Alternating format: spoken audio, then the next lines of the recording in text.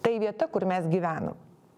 Ir dabar mes juk iš tikrųjų atskaitos taškas yra Žemė, ten, kur yra visa gyvybė ir kurią mes matom ir kuri yra, na, sakysim, orientacinis taškas, centras viršutiniam ir apatiniam pasauliui nustatyti. Tai va, tai yra Žemė, materialusis pasaulis. Jeigu žiūrėsim į kitą grafinę, tai aš jums vertikalė, nes aksis mundi visada yra vertikali forma pasaulio ašis, už tai ašis ir vadinasi. Nes tai yra vertikali, kuri labai aiškiai parodo trijų pasaulių sudėtį, trijų sferų sudėtį, kaip suvokiamas pasaulis. Jeigu imsime šitą grafiką, horizontalės ir vertikalės derinį, tai va šitas centras Žemė, štai čia ir visa tai, kas yra horizontalioj linijoje ir visose ženkluose, simboliuose, kur yra horizontali linija, visur yra materialaus pasaulio išraiška. O štai va vertikalė ir yra va ta aksis mundi. Tai yra nurodo nuo centro į viršų ir į apačią. Na ir pagal tai va būtent yra skaičiuojamas laikas. Nes laikas senajame kalendoriuje ir visų senųjų tradicinių kultūrų yra ne linijinis, o ciklinis. Ir tai mes irgi matom kasdien, kada keičiasi ne tik tai dienos ilgumas, trumpumas, bet ir metų laikai. Tai yra, pasaulis sukasi ratu. Tai yra štai visas metų ciklas ir tai būtent tuo ciklu žmonės ir gyveno ir visos tos šventės, kurios buvo švenčiamos, tai buvo tam tikri laiko ciklo, to rato taškai, pereinamieji taškai, kurie buvo labai svarbus atlikti tam tikrus ritualus, kad tu teisingai pereitum į kitą ciklo fazę. Tai vieni iš tokių svarbiausių, tai yra kūčios, kalėdos, tai yra pati apačia ir pats viršus rasos joninės. Dabar grįžtam, kodėl svarbiausia, nes pačios pagrindinės šventės, prisiminkit, kad per rasas joninės ir per kūčias kalėdas vienintelė šventės, kada būrėm ateitis. Tai yra burtų laikas. Kodėl? Todėl, kad čia yra tie centriniai taškai patys pagrindiniai. Pagrindiniai būtent kur? Ne materialaus pasaulio, kur lygės pereina, bet būtent vertikalės. Tai yra to aksis mundi, kuris ir jungia visus tris pasaulius. O kokiu būdu jungia? Tokiu, kad, na, pradėkime į viršų eiti, ar ne? Nuo Žemės, bet štai centras, ta pasaulio šis, nuo centras eina į viršų. Tai yra į tą dangiškai dvasinį pasaulį. Tai yra dievų jau pasaulis. Tai, kas yra virš mūsų. Dangus dievas. Dabar į apačią, jeigu mes eisim nuo šito centro, nuo Žemės žemyn, yra kas? Požemis. Tai va, jeigu žiūrėsim, ten yra dievų pasaulis, čia yra požeminis pasaulis, labai dažnai sutampantis su mirusių pasauliu. Tai va, o štai viršus ir būtent burtai. Nes protėviai duoda atsakymus. Nes jie čia šalia arti. O per rasas tai yra aukščiausia šventė, arčiausiai Dievo, tai yra pagal ir kalendorių, tai yra trumpiausia diena, ilgiausia naktis, daugiausiai tamsos, čia daugiausiai šviesos, tada laikas trumpėja ir pati branda prasideda, tai yra žydėjimo laikas, jaunystės laikas, tai va irgi dažniausiai irgi būriamasi, merginos būrėsi ir vainikėliai leidžiami, ir žolytės renkamos ir taip toliau.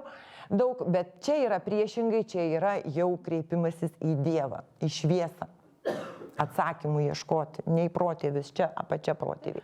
Na ir štai vienas iš tų pasaulio šies įvaizdžių aksis mundi yra stulpas arba kolona. Tai yra, kaip minėjau, vertikalios formos.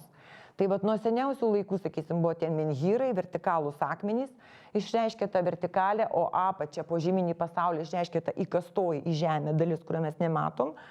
Sakysim, toliau tos antikinės kolonos, aiškiai matot, turi viršų kapitelį, turi stulpą ir turi bazę. Irgi trys dalys. Tai vienas iš tokių kolona, kurios štai krikščionybės laikotarpiu tampa atskirais paminklais, kada viršui dedamas Dievas, tai vėlgi tas viršus ir mūsų stogastulpiai. Čia jūs matot aukštaitiškus stogastulpius, kurie irgi turi tą pačią struktūrą, įkastoji dalis dar uždėta akmenimis, akmuo irgi yra žemės požemio.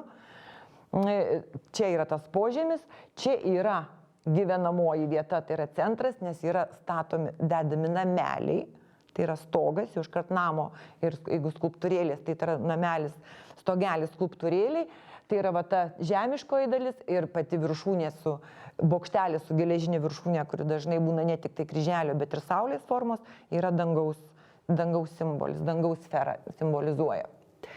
Dar kitas iš tų įvaizdžių tai yra kalnas ir šventykla. Tai čia aš jums rodau Sanči stupą, kuri yra Indijoje ir jau baigta budizmo laikotarpiu, toliau Egipto piramidės ir bažnyčia. Kasgi juos sieja? Juos sieja tai, kad jie visi turi irgi vertikalę ir 3 sluoksnius, 3 sferas. Jeigu paimsim Sanči stupą,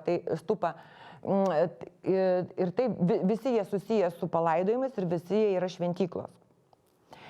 Jeigu imsim Sanči stupą, tai visos stupos yra relikvijoriai Budos.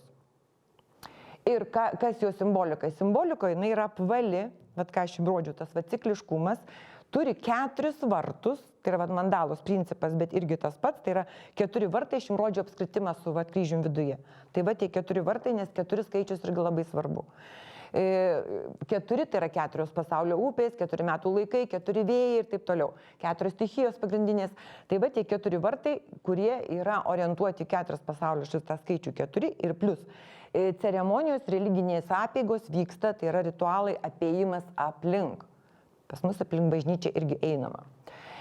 Dar vienas dalykas, kas su Axis Mundi, su pasaulio mašim labai svarbu, tai aš jums čia tą kontekstą aplinkinį rodžiau, labai svarbu tai, kad štai šita detalė, mato tokia stogelė išlindė, tai yra Axis Mundis, taip ir vadinasi, šitose Sanči stupos architektūra, tai yra ašis, kuri yra tam kupolė centre, kuri persmelkia visus šitos lygmenis. Tai yra jinai iškilus viršui ir čia tose induose kaupėsi lietaus vanduo, šventasis vanduo, dieviškasis vanduo, toliau eina jinai per tą visą jau kupolą, nes čia yra pilkapio imitacija palaidojimo, už tai tokia forma, ir persmelkia žemyn prie šitos Axis Mundi, prie tos kolonos, kuri ir konstrukcija ir simbolika atlieka esminė funkcija, dedamos yra tas vadinamasis altorius, kuriame yra relikvijorius. Lygiai tas pats yra piramidės, bet jisai dar turi dar aiškesnį kalno įvaizdį, tai yra viršus, padas yra vidurys ir palaidojimas su visom kamerom yra apačioje. Na ir lygiai tas pats bažnyčios yra, taigi matot aiškiai, kad ir bokštais keliama į viršų ir su kryžiais viršuje, toliau čia jau yra Dievo namai, dar plus viduje ir kupolas yra su atvaizduotu Dievu ir tai, su Kristum ir su žvaigždėmis, aiškus yra aliuzija į dangų, čia yra dieviškieji namai, altorius, visą kitą, o požemės juk yra laidojimo kriptos. Irgi tas labai aiškus ryšys. Na ir dabar dar vienas iš tokių įvaizdžių, tai yra pasaulio medis. Tai ne gyvybės, tai yra pasaulio medis, kuris labai aiškiai parodo tų 3, čia aš jums rodau skandinaviškai, bet jis geriausiai iliustruoja, parodo visų šitų 3 pasaulių ryšį. Tai yra štai tas požemio pasaulis, kuriam priklauso medžio šaknys. Tai yra apačia, bet kita vertus štai jūs matot verpėjos, likimo verpėjos, visi ropliai irgi priklauso požeminiam pasauliui, likimo verpėjos žynys tarp požemio ir žemės, nes žynys yra tarpininkas. Žynys tarpininkas tarp 2-3 visų šitų pasaulių ir labai dažnai jisai yra įvietinamas, jo gyvenamoji vieta yra po žeme arba, sakysim, oloje kažkokia, kuri simbolizuoja tą požemį, nes šaknys tai yra išmintis. Čia yra jau žemiškasis visas pasaulis, čia pas juos Yggdrasilo ta medė ir ta voverė kaip tarpininkas, pas mus paukščiai kaip tarpininkai. Ir pats viršutinis pasaulis, jau tas dieviškasis pasaulis, tai ką mes matom dangaus kūnai ir gaidys. Gaidys yra nuo senų laikų saulės paukštis, šviesos paukštis, jisai turi ir labai stiprią apsauginę funkciją. Na, o pas mus yra ąžuolas ir netgi štai žinomos tas Rikojoto ąžuolas su visa šventviečių sistema, kuris irgi atitiko tą pasaulios ašies simbolį, nes šventyklų pastatų nestatė, nes šventykla prieš akis, tai yra mes matom požemį, mes matom žemę, mes turim dangų virš galvos, o ąžuolas buvo toksai kaip tas Axis Mundi simbolis įvietintojas to šventenybės. Na ir sakysim, štai buvo atliekamos įvairios apeigos, o štai čia aš jums įdėjau tą Martyno pušį, tai yra pušis, kuri garsėja išgydymais iki šių dienų, visiškai miško glūdumoje Žemaitijoje Kelmės rajone. Jie po šiai dienai eina piligrimai, kurie ypatingai siejami, kurie nori išsigydyti akis, nes tikima, kad jo žievė gydo regėjimą. Na ir mūsų dabar tie gyvybės pasaulio ir kartu gyvybės medžiai tautosakoje, tai yra jovaras, eglė, pušis ir obelis. Dėl jovaro ginčijamasi, kuris tai yra medis, todėl aš ir neįdėjau iliustracijos, bet daug kur tautosakoje ta vieta arba kažkas, ko žmogų išsigydo, reiškia, ta vieta yra šventa ir kaip jinai šventa, kodėl aukojama, todėl, kad tai yra susijungia visi trys pasauliai. Va, čia, tas medis tai yra tašis, kur ir Dievas tave išklauso, ir protėviai išklauso, vat, sujungiantis tris pasaulius. Tai vat, ir eglė ir pušis, nors jie yra visžaliai ir daugiau kaip gyvybės medžio simboliai, visą laiką žali, jie nenumiršta, jie visada gyvi, bet jie turi tam tikrais atvejais ir to aksis mundi, to pasaulio medžio simboliką. Na ir obelis yra vaismedis, bet mes automatiškai, juk pažiūrėkit, ir dailėje yra vaizduojama Seno testamento scena, Ieva, Adomas, žaltys ir obuolys. Na ir dabar perinu prie to gyvybės medžio, kad spėti. Taigi gyvybės medis, kaip sakau, tai yra toksai vietinis variantas, išreiškiantis jau ne tą trijų struktūrų, pasaulio struktūrą trijų sferų, bet daugiau akcentuojant gyvybės vaisingumo idėją. Ir patys seniausi pavyzdžiai, tai štai yra Asirijoje, jie taip ir vadinasi gyvybės medžiais. Toliau Indijoje, tai Indijoje dar čia tas iki budistinis laikotarpis ir dabartinės Armėnijos Urartų karalystė, tai yra būtent tie dar Mesopotamijos tarpupio laikai, su Asirija ir kitoms senosiomis civilizacijoms. Tai ką mes aiškiai, ypatingai iš tuose pavyzdžiuose, mes aiškiai matom, kad yra pačia, tai yra šaknys, bet kurios nevaizduojamos kaip medžio šaknys, bet vaizduojama dažniausiai puodas, indas, kuriame yra šaknys arba štai tokiu štai simboliu apatinės saulės, kaip čia. Toliau yra gyvasis pasaulis, štai su gyvūnais ir viršuje sparnuotas dangaus dievas ir saulė, tai yra vėlgi tą trečią sferą mums parodo. Na, lygiai taip pat čia tik tiek, kad su Asirų biškai sudėtingiau su tais sluoksniais. Lygiai tą patį gyvybės medį mes matome ir krikščioniškoje dailėje. Tai aš čia tik parinkau porą tokių klasikinių pavyzdžių iš vakarų Europos. Na ir štai Zarasų rajone Stelmuzijos bažnyčios didysis altorius. Čia sakysim, bet labai nedaug jų šiaip Lietuvoje yra iš tokių altorių, kur jungiamas kryžius su daugiau Žemaitijoje, bet ir tai ten daugiau tos, kada pats kryžius yra dekoruojamas augaliniais motyvais ir taip įprasminant kaip gyvybės medį. Tai štai vienais atvejais naudojamas augalinis ornamentas aplink visą kryžių, tą gyvybės medžio simboliką įprasminant, tai vynuogė, Kristaus kraujas vynas. Arba, sakysim, kai šitam Stelmužės altoriuje, kada yra apsukama girliandomis. Ar kartais, ypač Žemaitijos kryžiuose, tai visas kryžius yra tokiais augaliniais dantukais apipinamas, tai jau čia jau tiesioginė citata, bet aukštaičiai taip nedarė, nemėgo tokio varianto. Na ir kur daugiausia tas gyvybės medis sutinkamas, tai daugiausiai yra kraitinėse skryniuose. Visoj Lietuvoje. Ir ne tik Lietuvoje.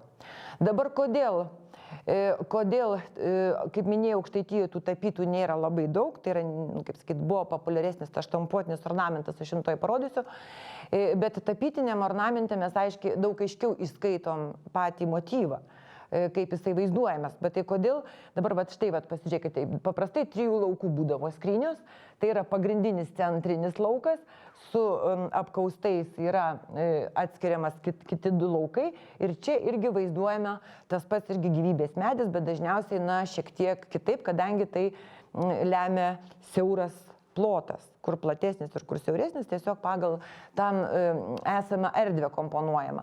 Tai vėlgi, ką mes matom? Mes matom labai aiškiai štai puodas tas šaknys, čia yra pats augalas ir viršuje dažniausiai arba saulės motyvais, paukščiukais, arba, sakysim, kažkokiais dar netgi ir saulutės pridedamos, bet čia aiškiai, tas čia mažiau, bet čia aiškiau, čia paaiškinamas ta struktūra, kad yra vaizduojamas dangus. Paukščiai, kaip minėjau, tarpininkai tarp dangaus ir žemės, ropliai tarpininkai tarp žemės ir požemio. Na ir kodėlgi dabargi šitos kraitinės skrynios, tai atsakymas yra papročiuose. Čia iš Kupiškėnų vestuvių rekonstrukcijos, iš tos, kaip sakyt, Kupiškėnų vestuvių spektaklio, tuo metu lauke vykdavo, Klaime.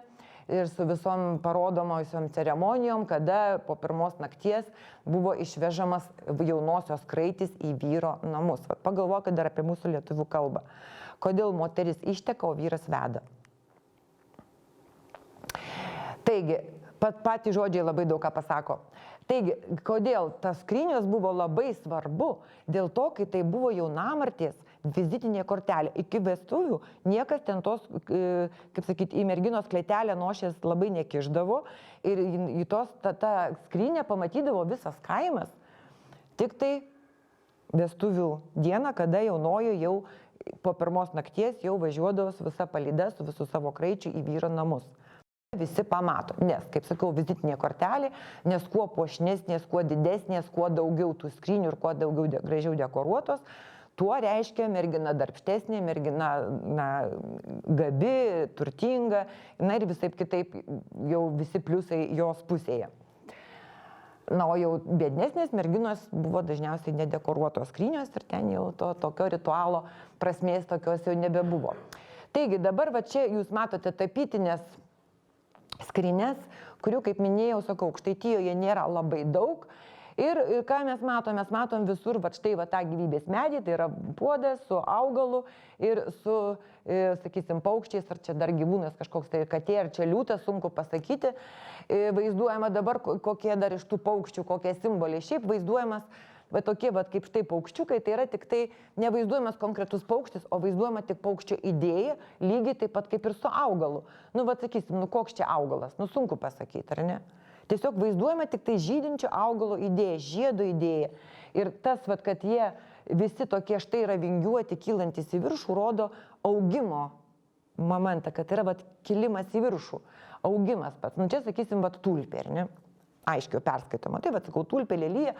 Jeigu būtų apačia, būtų va, tokia smaila, būtų lelyja. O jeigu apačia yra, na, tokia apvali, tai yra tulpė. Bet kadagi ta tulpė ir lelyja atsiranda? Na, lelyja per bažnytinę dailę galėjo matyti, o tulpė atsiranda gana vėlai. Bet mes turim varpelius laukinius. Irgi tas pats siluetas. Nes kodėl būtent tulpė? Lelyja dėl skaičiaus 3. Nes nuo senų laikų skaičius 3 buvo šventas, nes yra ir netgi ir pažiūrėkit, va sakau, kaip minėjau, tos 3 sferos. Irgi skaičius 3.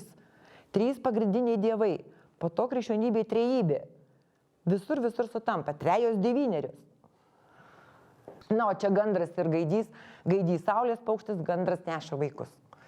Tai vat kodėl skrynė šitaip tapoma, tai yra tas gyvybės medis, žydintis, klestintis, su žiedais. Ir tai yra jaunamartei palinkėjimas gyvybingumo, vaisingumo. Nes mes ir lyginam ir tautosakoje mergelė su žiedu. Kaip jauna mergelė, kaip roželė ir taip toliau. Tai yra jaunystė, tai yra žydėjimo laikas. O kada jau tu išteki, jau tai yra visiškai naujas etapas, jau prasideda tavo branda, tai yra tu sukuri šeimai, augini vaikus, jau pasikeičia ir moters statusas. Taigi, tai va čia ir yra tas pagrindinis, mums pagrindinė užfiksuota žinia, tai yra palinkėjimas tau vaisingumo, gyvybingumo, sveikatos, jaunystės, grožio ir taip toliau. Na, už tai vat palyginkit Žemaitijos tos pačios vat skrynios. Vis tiek, kaip sakyt, lieka tie patys motyvai, tas pats augimas į viršų, tie stilizuoti augalai, sakysim, tulpės žiedas kaip ir Aukštaitijoj, bet lapai visiškai netulpės, nes ne tai svarbu. Nerodyti konkretų augalą, o skaičius 3 ir augimo idėja. Kad kuo aiškiau išreikšti. Bet, nu, sakysim, patys motyvai, spalvos, sakysim, jie labai mėgsta dar tą centrinę dalį šitom ir saulės ženklais ir segmentiniam žvaigždėm dėti. Na, ir pačios spalvos šiek tiek skiriasi. Na, ir dabar, jeigu paimsim tą patį augalinį ornamentą, tai štai va Aukštaitijos skrynių tapybos, o čia yra Žemaitijos, tik tiek, kad motyvai, bet va aiškiai matote, čia yra gyvybės medžių motyvai. Aukštaitijoje šie patys žiedai labai panašus, todėl nedėjau atskiros lentelės ir pažemaičius, nesakau, ne pats žiedas svarbu, o žiedo mintis, va, kaip paukščiukas, tai nesvarbu, ten ar gegutė, ar ten kažkas, nesuprasit. Bet tai yra paukščio idėja, kad yra paukštis tarpininkas, tai va irgi va, nuo pumpurų iki žiedų ir sakysime, o štai va tos va, augalinės formos, kur tulpėm ten ar dar kažko žydi, na visiškai neturi nieko bendro iš tikrųjų su botaniniais atitikmenimis. Na pavyzdžiui, kad ir čia, va, matot, pumpurai tulpė žiedas viršuje, kaip tas centras, o vaizduojamas šiaip krūmas. o ne tulpė. Nes tas vešlumas, tai yra kuo vešlesnis, kuo daugiau kuplesnis, tai tuo yra vaisingesnis, tuo žalesnis, tuo gyvybingesnis. Visiškai kitas mąstymas. Na ir vat kitų šalių, čia tik tai kelias jums parinkau, Lenkijos, Austrijos ir Vengrijos, tai irgi, kaip matote, tie vat puoduose motyvai, gėlės augančios, bet jau stilistika jau ryškiai kitokia negu mūsų. Dar vienas sritis balduose, tai yra spintos. Ir daugiausiai vėlgi Aukštaitijoje su tais gyvybių medžiais, nes spintos atsiranda daug vėliau, kaip ir lygiai taip pat, sakysim, spintos, kuriuose buvo laikomas maistas, nes drabužiai skryniuose irgi buvo laikoma, tai vat kur buvo laikomas maistas, irgi susiję su ta pačia simbolika vaisingumo, derlingumo, skalsos. Motyvai tokie patys. Dar vienas, tai yra darbo įrankiuose. Na, Aukštaitijoje radau tik tai verpstėse, bet tai ir kultuvėse būna ir kitur. Ir verpimo, neverpimo audimo, tai yra staklių tam tikros detalės. Bet štai vat irgi mes aiškiai matom, čia aš dar net ir labai apsidžiaugiau, kad turiu Ignalinos rajono Dainių kaimo verpstę. Čia aš jums įdėjau nuotrauką, kad skirtumėt nuo prieverpstės, kas yra verpstė, tai yra jau tas visas įnagis, kuriuo verpiama. Ir čia vat yra štai to piešinys perteiktas, vat irgi ką mes matom, tai yra šaknys ir požeminė saulė, nes saulė, mes matom saulės kelią, tai yra 3 fazės ir paskui požeminės kelionė vėl kol gimsta. Ir tai net ir senovės Egipto mitologijoje visur yra ta saulės kelionė aplink žemę ir požeminį pasaulį. Ir toliau mes matom vat štai tą gyvąjį pasaulį su paukščiokais ir patį viršutinį, vat, su 2 saulėm ir paukščių kažkokiu, čia galbūt ar balandžiai, ar kažkas, sakau, čia neįmanoma nusakyti iš tiesų, kas yra. Ir, na, čia dar tiesa Klimka, vat, ir rodės, aš čia dar kalbėjau, dėl to tą iliustraciją paėmiau pagal lygiadienius ir kalendorių, kaip čia galima dar skaityti. Taigi mes vėlgi matome tą patį, o kita vertus mes šitoje vat, schemoje vėl matome tą patį kryžių apskritime, o štai vat, šitie tarpiniai, tai čia vat, irgi yra kalendorinės šventės. Jorė, užgavėnės ir taip toliau. Jeigu šitą vat, apskritimą kryžiuje mes dar skirstysim per pusę. Na ir kur dar dabargi aukštaičiai naudoja tą gyvybės medį, tai yra tautiniam kostiume moterų prijuostėse. Prijuostėse naudoja vat, irgi siuvinėtą gyvybės medį ir dzūkai, bet dzūkai tik tie, kurie ribojasi su Aukštaitija. Kurie ribojasi su Užnemunė, jau ne. Tai čia tokie, vat, nes, kas tie dzūkai, vakariniai Aukštaičiai, tie patys, šiek tiek gal su jotvingiais pasimaišė. Tai va, tai vėlgi dabar kodėl prijuostės raudona spalva būtinai, raudona yra kraujo spalva, yra gyvybės spalva, bet kodėl būtent iš viso kostiumo gyvybės medžiai yra prijuostėje. O pas moterį kas yra? Čia yra gimda. Tiesiogiai susijusi su vaisingumu. Už tai moteris turi būti sveika, dikta. Ir va tie gyvybės medžiai, kaip ir balta yra šviesos spalva, raudona yra kraujo spalva irgi visose kultūrose. Už tai balti yra šventikų drabužiai, nes tai yra šviesos spalva, Dievo spalva. Ir tie gyvybės medžiai tai yra būtent, kad yra apsauga šitai daliai. Dar viena apsaugos funkcija atlieka juostos, nes eina būtent per čia ir dažniausiai juostos sukamos 3 kartus. Vėl 3. Taip, na, štai pas latvius dar po šiai dienai, jie išlaikė tas savo senasias skraistės, kaip matot, prijuosčių daugumą latvių neturi, nes jie šie buvo germanizuoti ir vokiečių paveikti, bet jie išlaikė nuo archeologinių laikų savo skraistės. Ir čia mes matom gyvybės medžius šitus, kurie yra geometrizuoti iki ženklo. Čia yra vadinamasis latvių austras, koks aušros medis. Ir štai nuo tokio pačio primityviausio iki sudėtingiausių ornamentų čia yra vestuvinių marškinių rankogalis siuvinėtas. Ir kaip matom, tie aušros medžiai visur yra išsiuvinėti ir tos skraistės, tai yra saugoma visa moters figūra, visas jos kūnas, ne tik, kad kadangi prijuostės nėra, tai saugoma visa. Nes ir nuometas, kaip ir skraistės, tai yra apgaubti. Mes irgi tas apgaubimas, sako, aš apgaubiau globą, aš apgaubiau į savo meilę. Tai lygiai tas pats, tai yra kaip ir apdengti tas pats žodis. Tai tie simboliai todėl ir naudojami ne šiaip savo. Na, sakysim, Šiaurės Estija, kadangi ten su Suomiais, tai irgi išlieka prijuostės, šitasgi augaliniais ornamentais, na mes jau čia kaip jau tokio labai aiškaus gyvybės medžio neperskaitom, daugiau aiškiai matom tos augalinių viravimą, tiek va štai to pačio kostiumo ir marškiniuose, bet sakau, jiem labai daug davė įtakos, kaip sakyt, lėmė daug skandinavai vikingai, bet vis tiek mes matom, kad tai yra augalinis ornamentas prijuostėje, kuris irgi atlieka tą pačią funkciją.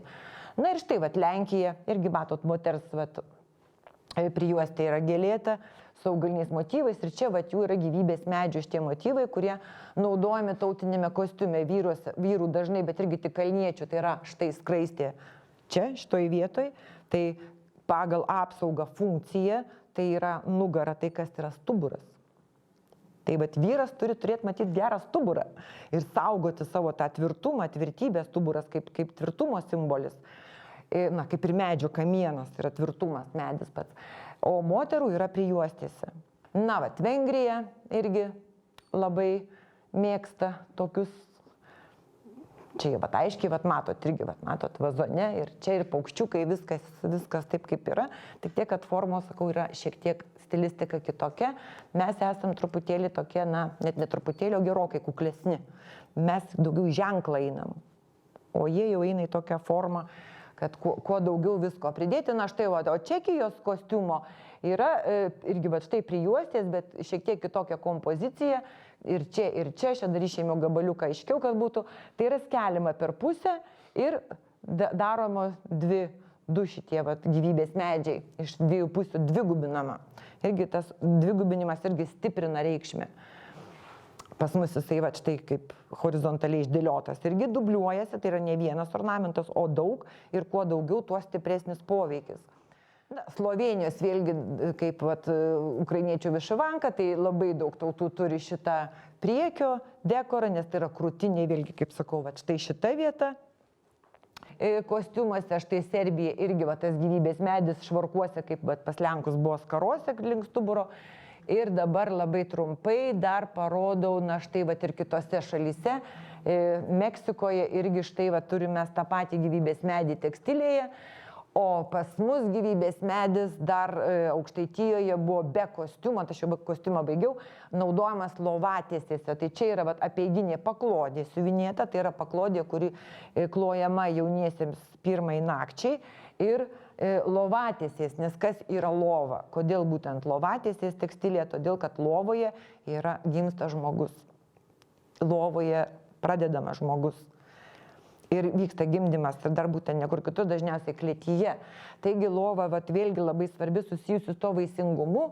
Na, architektūroje, tai kaip minėjau, visos pirmiausiai angos, čia irgi jūs matote iš Aukštaitijos atrinkta, irgi vaizduojami tie gyvybės medžiai, kur neatsitiktinai langinėse, nes langinės be praktinės paskirties turi ir simbolinė, tai yra angos apsauga, nes kodėl, vat, kai šventės dedam žvakutės ant lango, kviečiam mirusių vėlės, dėl to, kad na, tai yra anga, pro kurią patenkama į vidų ir, sakysim, na ir vat, štai lėkiai, tai lėkiai viršus, tai yra stogo apdanga, apsauga, o kas yra stogas, tai lietuvių kalbos žodis dangus ir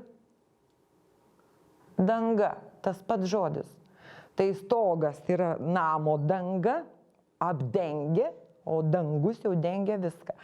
Taigi tas pats žodis, taigi, na, pagal tą trijų ašių simboliką, namo stogas ir yra dangus.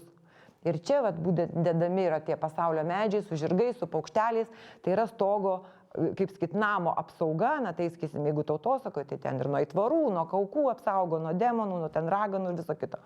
Paminkluose, tai su koplytėlėm, altorėlės, kurie būdingi tik Rytų Aukštaitijai, tai augaliniai motyvai labai dažnai yra naudojami, štai va tie gyvybės medžiai, tose koplytėlėse abipus, sakysim, na, nukryžiuotojo arba ostijos, bet vėlgi naudojami dažniausiai va, tokie stilizuoti augalai, tokie, kurie išreiškia irgi tik tai augalo idėją. Kas yra įdomu, kad, sakysim, štai va šitie, jeigu žiūrėsim kokios įtakos vazonuose žydintys augalai, yra labai būdingi bažnyčių altorių dekorui, bet kas yra įdomu, kad tik tai barokiniuose, nei gotikiniuose, nei klasicistiniuose jų nėra. O kaip minėjau, Aukštaitijoje tokių na, baroko, to liaudiškojo ar neobaroko labai mažai, va čia yra tik tai, va aš kiek išrinkau, radau Pakruojo bažnyčioje, kur labai mažučiai, bet daugiausia yra Žemaitijoje, bet žemaičiai dėja savo mediniuose paminkluose iš tokio motyvo nenaudoja, gyvybės medžio va tokio žydinčio, visiškai. Na ir aišku, dar liaudies grafikoje irgi taip pat naudojama, tai kas turi tą artimumą su... Na, o dabar pereinu labai greitai prie augalinio ornamento, tai va čia, va ką jūs matote, smeigtukų galvutės ir žirgo kamanų detalės, tai čia visoje Lietuvoje, o čia sėliai, sėlių smeigtukas, taigi galim sakyti, kad čia, na, kaip ir gali būti augalinis, bet jau 100% negalim garantuoti. Na, nebent sakysim iš to, kad, na, kryželis galėjo būti paprastas, o čia tas kryželis, ta kryžiaus forma, 4 lapeliai turi tą augalinę lapo formą, ne? Bet vėlgi tas 4 labai svarbus. Na, o čia, sakysim, štai šitą, vat, irgi, na, kamanų detalėse, būtent žirgų, dažniausiai dekoro elementai žirgų, žirgo, tai jau to karo žirgo ir ne didiko paprastai, puošnus labai, tai štai, vat, matom tą irgi dėliojimą tokį ratu su centru ir, na, tie patys, pats visas ornamentas, pati visa detalė primena tarsi saulutė yra, ne? Ir dar, va, tais taškiukais tokios irgi, na, tarp augalo ir, na, mes ir vadinam saulutė, nes arba rožėlė, ar ne. Tai tarp augalo ir dangaus kūno. Ir galim ir taip pavadinti ir taip, nes iš tikrųjų mes nežinom, ką jisai norėjo pavaizduoti, nes tai ir labai panašu. Ir vat lygiai tas pats principas matomas vat užtampuotose skryniose. Tai aš tiesiog net vat ir specialiai dėjau, čia iš mano skrynios pasoginės mano močiutės 19 amžiaus pradžios fragmentas. Štampukai būdavo daromi iš bulvių dažniausiai. Bulvių, burokėlių pasidaro, nu, jau meistras, kuris daug, kaip sakyt, dekoruodavo, tai turėdavo ir medinius pasidaręs. Tai va tai štampukais, va štai pasižiūrėkit principas centras, na ir vėl va tom gėlytėm gaunasi dar vienas augal motyvas, saulutės labai tas pats principas kaip ir čia. Tai yra, na, aš nesakau, kad tai yra, na, kopijuota, nes tikrai tas meistras nematė iš tų papuošalų, bet na, mąstymo principas, komponavimo ir simbolikos išlieka tas pats. Nes šiaip pats seniausias yra geometrinis ornamentas. Na ir štai, va, skrynios pačios, čia yra dangtis, čia yra, neskynė kuparas, atsiprašau, čia yra dangtis, čia yra fasadas. Tai yra, na, tokios labai rytietiškos ir aukštaičiai, skirtingai negu žemaičiai mėgsta mėlyną spalvą, kas yra vėlgi dangaus spalva. Mes aukštaičiai, mums viskas turi būti aukštai, net keikėmės dangaus, kaip sakyt, pasitelkę dangaus dievybės. Nes žemaičiai, tai ką tu rūpų, žechtų gyvatė, o kaip aukštaičiai keikės, kad tavi grausmas, kad tavi perkūnas, tai nes mes ir mūsų paminklai daug aukštesni negu žemaičiai, viskas pas mus aukštyn ir daug baltos spalvos tautiniam kostiume. Tai vat ir skrynios vat, yra ta tokia mėlyna spalva, jinai tokia žydruma, bet jinai gan sodri, o pas aukštaičius tokių nerasta. Tai va, o čia yra vat, tų štampukų vat, formos ir parodyta vat, kompozicijos principai, kaip jie yra dėliojami, tai sakau, vat, su tuo papuošalu palyginus analogijų tikrai yra nemažai. Na ir dabar to pačiam tautiniam kostiume, tai ką mes dar turim su augaliniu ornamentu aukštaičių kostiume susijusią, tai yra karūna. Pati karūna, tai štai va čia jums irgi sėlių merginos rekonstrukcija, tai yra 4-12 amžius, nes kostiumas keitėsi itin lėtai. Ir va tai yra tas vadinamasis apgalvis, čia yra tekstilė su metalu, čia yra visiškai metalinis. Naudojamas apgalvis merginų, aišku, paldais plaukais nevaikščiojo, čia tik tai, na, dėl grožio tokia nuotrauka. Jisai turėjo va čia štai tokius kambaliukus, nes metalas, garsas irgi turi apsauginę funkciją kaip ir ornamentas. Ornamentai va štai va tų sudėtinių va šitų va plokštelių tarp įvijų, įvijos irgi susuktos. Tai yra vėlgi judesio spiralės, tik tiek, kad jinai susukta. Irgi geometrinis ornamentas visur neaugalinis, bet kodėl aš jį rodau? Todėl, kad tai yra karūnos. Tai yra liekana, vėliau atsiranda karūna, kada metalo papuošalai šiaip yra ir kaip įkapėse jau nuo maždaug 15 amžiaus draudžiami dėti įkapės ir visa kita. Ir to nyksta juvelyrika, visa ornamentika pereina į tekstilę, pagrindinė apsauginė. Ir ką mes matom? Mes matom, kad merginų karūnos, tai yra merginų galvos danga, ne moterų. Todėl šiais laikais pagyvenę moteriškės, jeigu apsirinkę tautinius rūbus, gink dieve, nesidėkit karūnų, labai juokingai atrodo. Nes tada, atsiprašau, galiu perskaityti senmergį. Nes ištekėjusių moteris galva aukštaitijoje nuometas kepurėlė, žemaitijoje ir visur kitur, žemaitijoje skara kepurėlė, visur kitur kepurėlės. Bet ne karūna. Karūna yra jaunos netekėjusios merginos statusą rodanti galvos danga.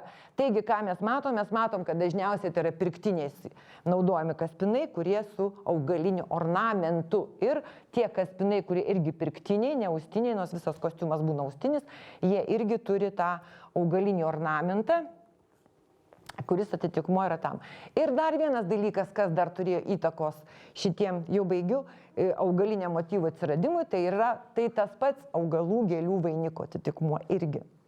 Dėl to yra naudojami, čia tiesiog dar įdėjau kaip karūna su gėlėm, derinama su vainiku pamergių kostiume. Pamergės yra jaunos netekėjusios, irgi augalai.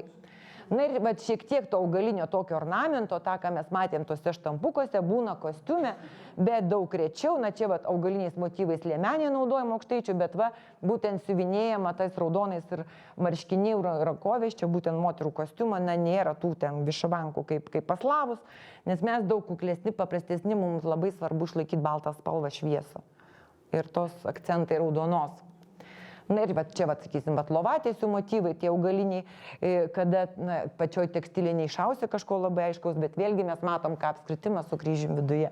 O čia, dėl ko aš įdėjau, šitas ornamentas, mes irgi matom apskritimą. Matot, apskritimas su kryžiu tokiu, bet šitas motyvas yra vadinamas agurkėliu. Tai vėlgi tautinėse juostose, tai kas iš visų šitų raštų, tai daugiausiai eglutė, kur irgi nuo senų laikų žinoma, ir tokie štai stilizuoti augaliniai ornamentai, o jau tulpės visokios atsiranda daug vėliau ir daugiausiai užnemunėje Prūsų įtakoje. Keramika, štai irgi aukštaitiška, irgi augaliniai ornamentai, kurie simbolizuoja skalsą, kad visada šitas indas būtų pilnas, tai yra, kad būtų tas vaisingumo prasme. Na ir mūsų šituose stogastulpiuose, be šitų tokių esančių gyvybės medžių, kurių nedaug, daugiausia tose altoriniuose kryžiuose, tiesiog tam tikrais momentais yra panaudojami gėlių žiedai kartu su paukšteliais, kurie tokie, kaip ir tokio pagarbumo ir vėlgi tos gyvybės prasmės suteikia ir paminklai. Na, o štai žemaičių stogastulpiai priešingai aukštaitiškams, jie yra gan puošnus ir to augalinio ornamento yra daug daugiau negu aukštaitiško, nes, kaip minėjau, sakau, tas veikia barokas. Ir paskutinis, man atrodo, jau skaidrė. Tai yra tos geležinės viršūnės. Čia aš parinkau net ir iš Dusetos kapinių, kiek radau. Aš pati šiaip nebuvus Dusetų kapinėse, būtų labai įdomu dar kada atvažiuoti ir prasidėti, nes šiaip aš tyrinėjau kryždirbystę. Ir ką mes matom Aukštaitijoje ypatingai, tas pomėgis tų lapelių, tos tokios spindinčios, žydinčios saulės. Nors mediniuose kryžiuose žemaičiai čia praspjauna aukštaičius, bet pas mus geležinėse viršūnėse tikrai daug daugiau yra tų augalinių motyvų, tarsi ta tokia, kaip sakyti, augalinė saulės sodai tautosakoje minimi. Na ir čia iš Utenos rajono dar Kaltiniuose kryžiuose, tai irgi naudojami yra labai retai, kada čia daugiau tų fabrikinių gamybos, kur masinės, tai panaudojami yra rožės motyvai arba vynogės, o jau kaimo kalviai, kai kaldavo, tai štai čia irgi, jūs matote, jau jo atvežtinis rožės, koks toks saulutės motyvas. Na, o mūsų meistrai štai tiesiog tokius arba iškalinėdavo, arba lietydavo jos į skardos, tos augalų motyvus naudodavo kryžiuose štai tokius supaprastintus, stilizuotus, visiems suprantamus. Na štai, ačiū, kad išklausėt, baigiu.